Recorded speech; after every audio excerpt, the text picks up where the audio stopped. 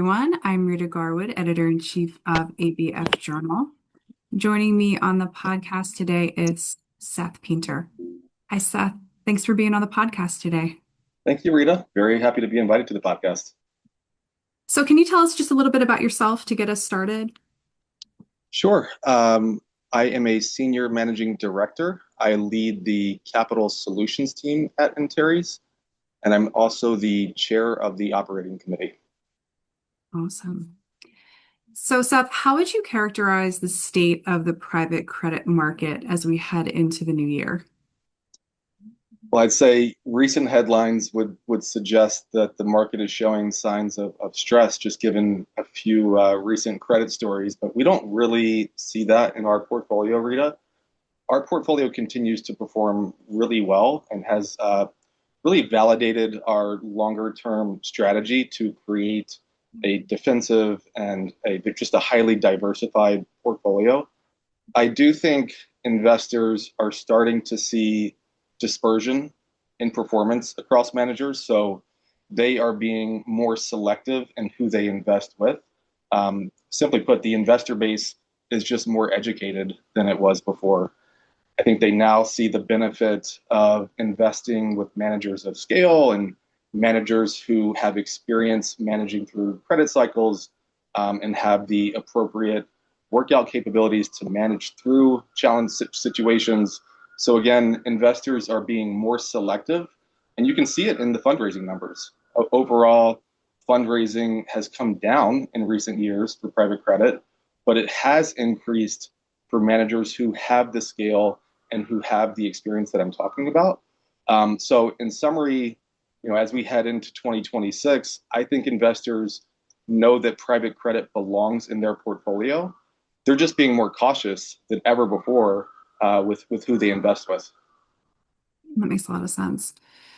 So, what structural forces, such as regulation or bank retrenchment or LP appetite, are having the greatest impact on the pace and direction of private credit growth today? It's a really good question. Look, I'd say all three have played a bigger role at different times in the growth of the market. We'll start with regulation. Well, in 2010, the Dodd-Frank Act created more restrictive lending environment for the banks. So that created just a really big opportunity for private credit firms to fill in a void in the middle market economy that was left by the banks. The second factor that you mentioned was bank retrenchment. So in 2022, there was a lot of macro uncertainty and geopolitical risk with Russia and Ukraine, which led the banks to sort of step out of the upper middle market. That again created an opportunity for private credit managers of scale, including Antares, to step in and to provide financing to large companies and provide financing on very favorable lending terms as well.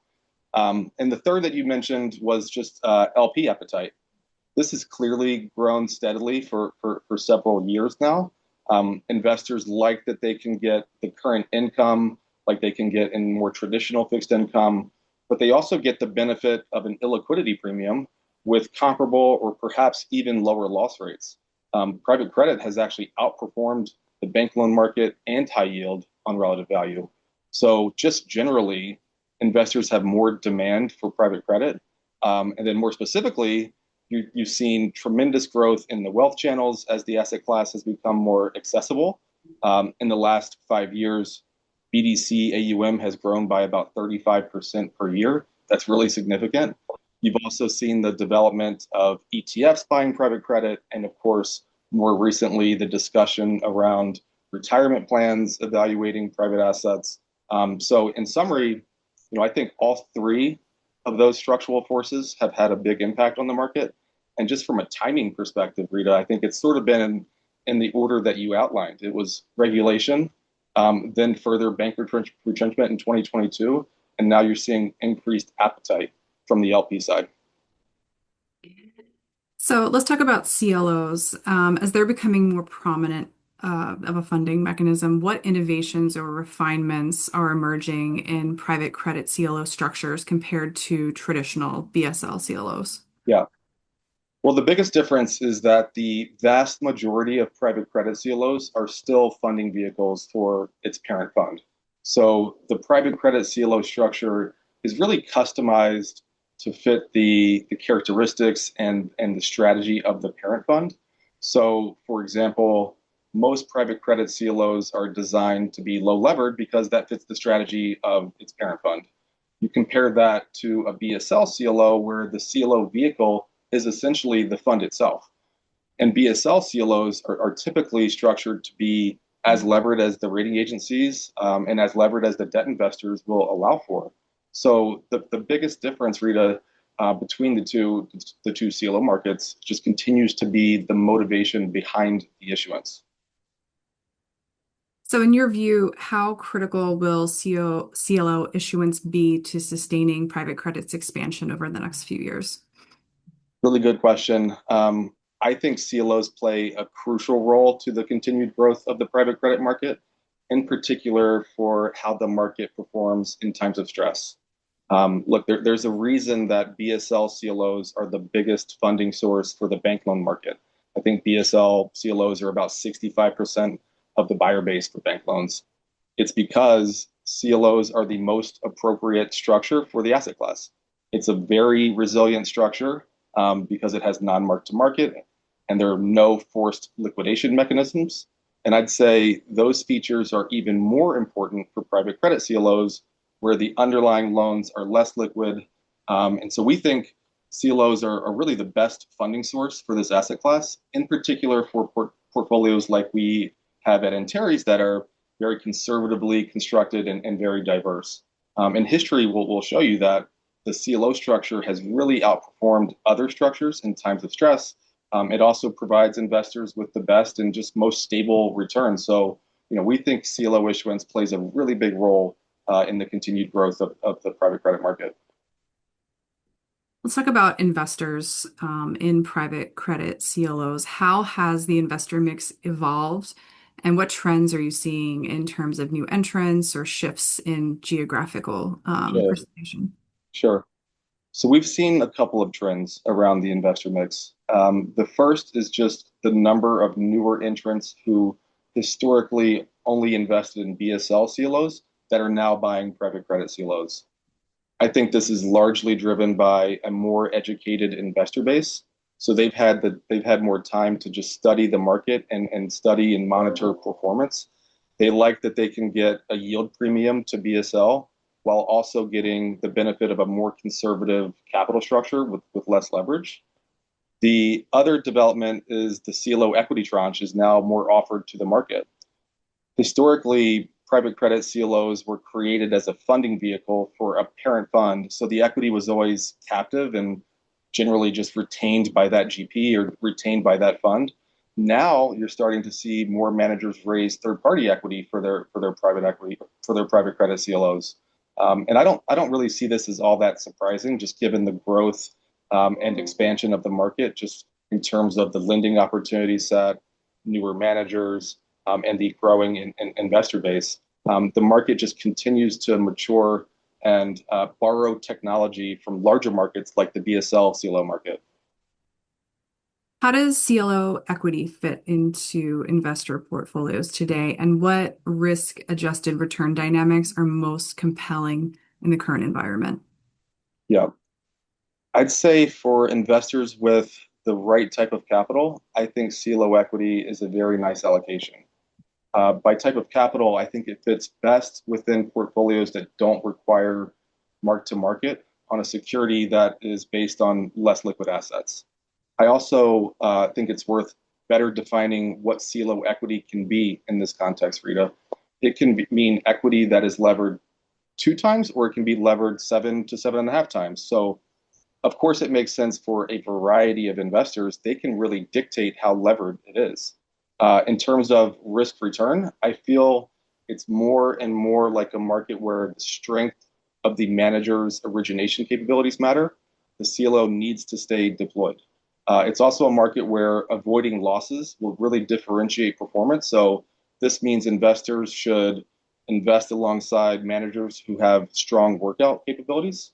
And when investing in private credit, in particular, in private credit CLO equity, which can be highly levered, it's not good enough to just underwrite and approve the asset class. Investors need to be very selective in who they choose to invest with. The manager should be scaled, they should have a strong workout team, and they really should have the expertise to know the CLO structure inside and out as well.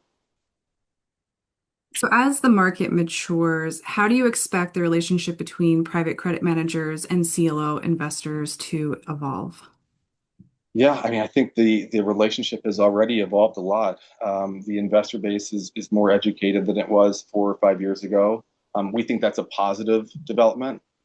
Investors have really started to just more appropriately tier and categorize private credit CLO managers. They've started to focus more on things like scale and experience, track record, and workout capabilities. And I think you're exactly right. That's just a sign of the market maturing.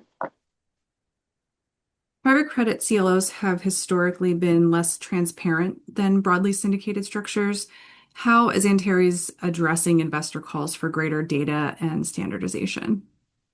So we've heard this comment in the past about less transparency. It's a little surprising to us. At Antares, we've always sort of welcomed transparency because we knew that it was necessary to really educate and to grow the investor base. So we try to be very proactive and share as much information as we can with our investors. Another thing about information differences, because we are the direct originator of the loans, unlike BSL where you have a bank originating, we are directly originating. So what that means is we have direct access to the company and the private equity owner. So we have access to real-time information. For example, at the onset of COVID in 2020, a lot of companies in the private and public loan market had liquidity problems. Well, we were getting on the phone and getting real-time updates from the CFOs of our portfolio companies. So we had really good information at that time. That's very different than the public credit side where lenders are waiting for quarterly financials to be produced. So we actually think there can and there should be more transparency available to private credit CLO investors compared to the BSL CLO investor. And that's certainly our goal here at Antares. So, in your opinion, what key developments or inflection points would signal that private credit CLOs have reached more of a mainstream status within leveraged finance?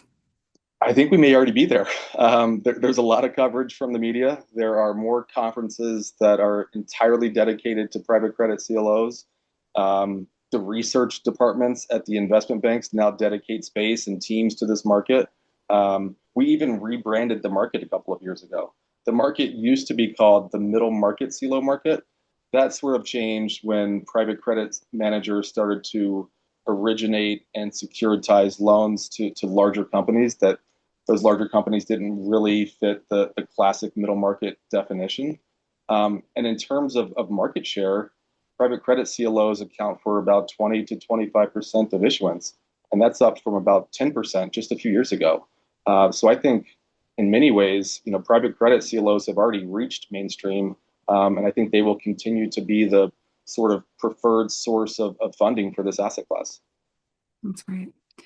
So, one last question for you. If you were to predict one major headline for the private credit or CLO market in 2026, what would it be and why?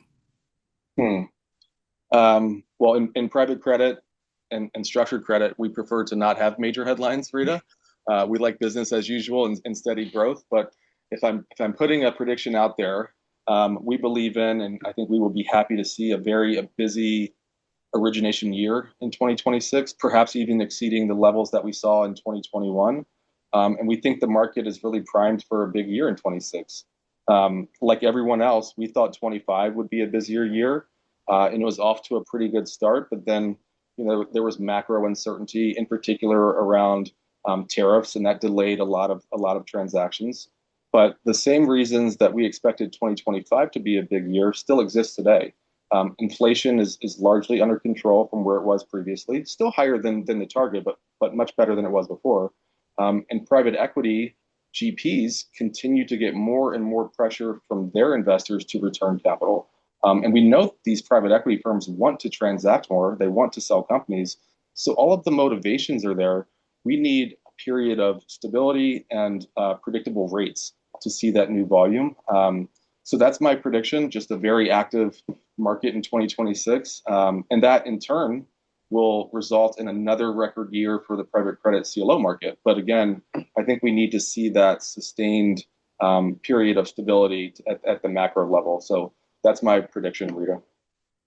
Great. Well, Seth, thank you so much for joining me today and for sharing all of your thoughts. I appreciate your time. My pleasure. Thank you for having me. Thanks.